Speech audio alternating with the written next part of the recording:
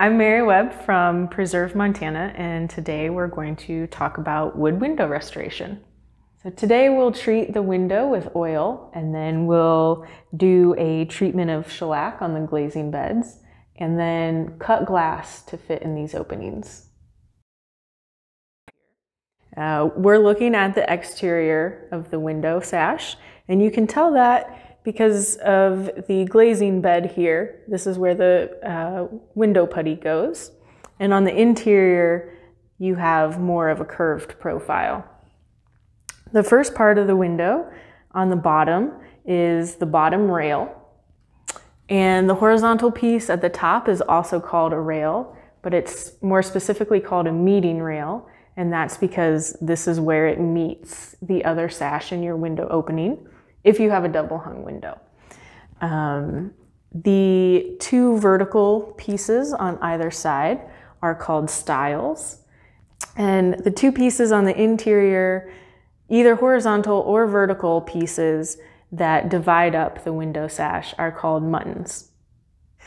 The window we have here has been taken out of its opening, and we have also stripped all the paint off of it, given it a pretty light sand.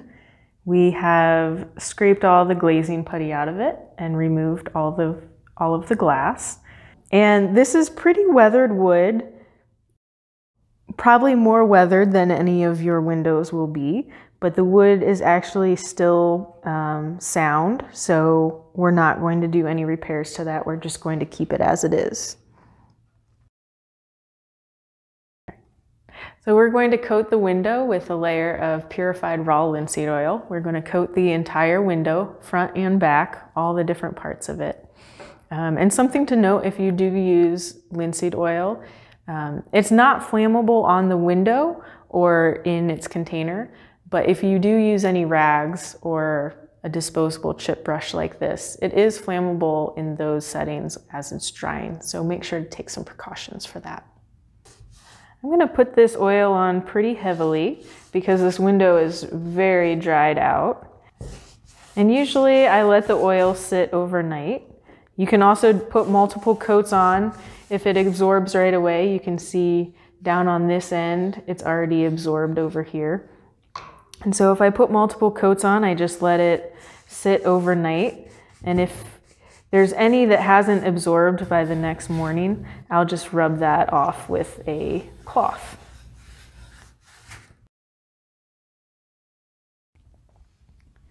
I'm painting shellac into the glazing beds to form an impenetrable barrier in between where our glazing putty is going to go and the wood, because the glazing putty is made out of linseed oil as well, and I don't want the wood to leach the oil out of the putty and dry the putty out. So making this layer of shellac in between is going to keep the oil in the putty.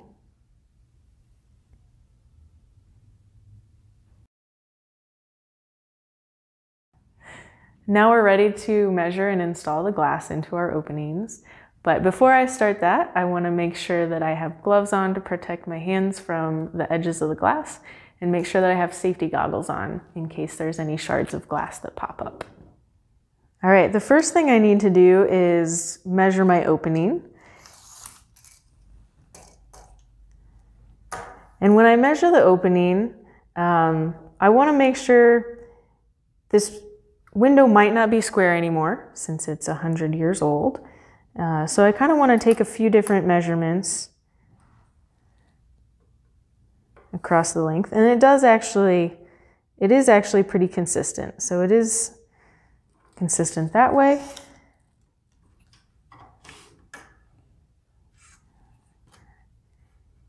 And this way as well. Now when I measure for the piece of glass, I want to take off about 1/8 of an inch from the actual measurement. So I have a little bit of wiggle room. Not a lot, but a little bit of wiggle room when I put the glass in. Now I'm just transferring those measurements over to my glass.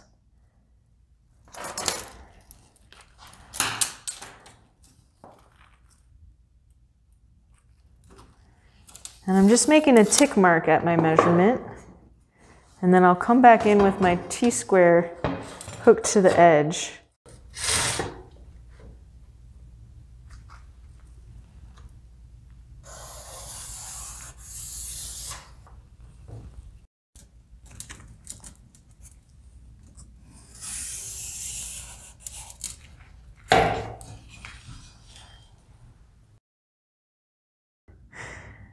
This is a tool you might not have seen before or used before. This is a glass cutter, and you can find glass cutters in any hardware store. Make sure that you find a quality one though. Some of the cheaper versions don't cut as well, and you're more likely to break glass with those. This one I bought online, but you might be able to find them locally in your hardware store as well. This one was about $25. Now when I set my straight edge up against my line, I want to be conscious of where my roller is on my tool and where the edge of the tool is, because the edge is what's going to be rolling against my straight edge. So there is a little bit of a gap there that you have to take into account when you're lining up your straight edge. And when I cut the line, I only want to run against the straight edge once. If you run over the same line multiple times, for some reason the glass will not break well. You just want to do it confidently one time. So start at one end.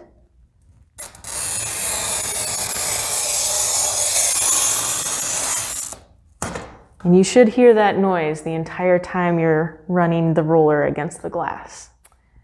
Now that I've scored the line, I need to break the glass apart. So I will just move the piece of glass so that the scored line is hanging off the side of my table. And sometimes it will just break apart right away. So make sure that you're holding that edge overhanging the table. Sometimes it needs a little bit of help, and you can just tap the underside of the glass and the scored line with the opposite end of your glass cutter.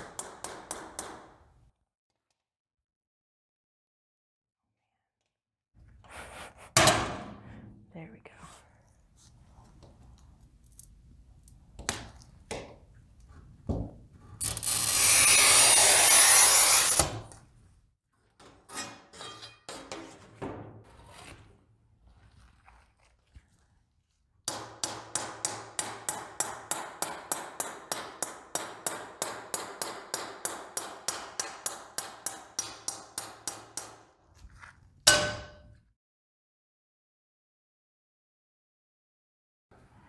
So I'm kneading my glazing putty to mix it up real nicely. It's just a mixture of linseed oil and chalk. So just want to make sure that there's no pockets of oil in there.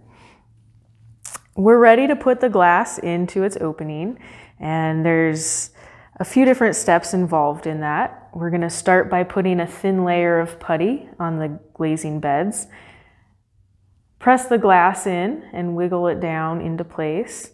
We're going to put some metal glazing points on top of the glass and fit those into the wood so it keeps the glass in its place. And then over top of that, we're going to put another layer of glazing, and we're going to angle it down for the final presentation. And the angle also gives it a little weather resistance as well. Now the first thing I'm going to do is just put a layer of glazing putty along this ledge here. And you can do it many different ways, but my preferred way is just to make a snake here.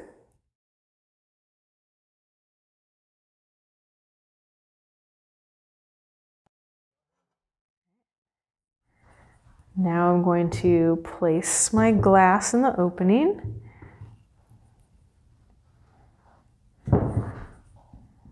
You don't want to press too hard because you don't want to break your glass. As you're pushing it down, stay towards the edges and the corners. And you don't need a very thick layer of putty. underneath the glass. So you can kind of just keep pressing until it doesn't really want to go any farther. All right. Once my glass is in, I go back and clean off the top of the glass and get all the extra putty off the top. You don't have to, because we're going to end up putting more putty there later, but I still often do. Now we're ready to drive the points into the wood at the edges of the glass. And there is a specialty tool that you can use for this. But if you're only doing a few windows, you can just drive them in by hand. It depends on the size of your glass, how many you need. On a piece of glass this size, I'll probably do 2 on each side. If it was a smaller pane, you know, each side less than a foot in length, I'd probably only do 1 point in each side. But for this one, I'll do 2. Now I just flip the window over and clean off all of the oozing glazing on the opposite side. I also want to make sure that the remaining putty line is smooth. Now for the final step of the glazing process is doing the putty on top of the glass. And again, I just make a little snake.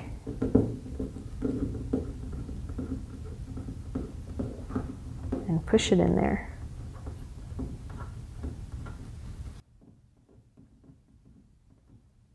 This is a specialized glazing tool that you can find at any hardware store, and we are going to use it to smooth out our glazing on top of our glass. Now the angle that you want this putty to be at is defined by the glazing putty line on the underside of your window. You want it to be inside of that putty line. And that's the process. Just continue on for the rest of your panes. Once you've finished all 4 panes, you're ready to paint. I'm going to use a linseed oil based paint since I hydrated the wood with linseed oil. I buy mine online. I haven't seen it in stores. So you want to look at the manufacturer's guidelines with your glazing putty to see when they recommend painting it. Some of them you can paint right away. Some of them they might recommend that it is fully cured, which can take up to a month in some cases. Now when you're ready to paint, you'll want to paint over all of the glazing and a little bit onto the glass so you make a nice solid seal between the glass and the paint. Preserve Montana will have tool bags available for checkout in cities across Montana, and they will include all the tools necessary to complete a full window restoration.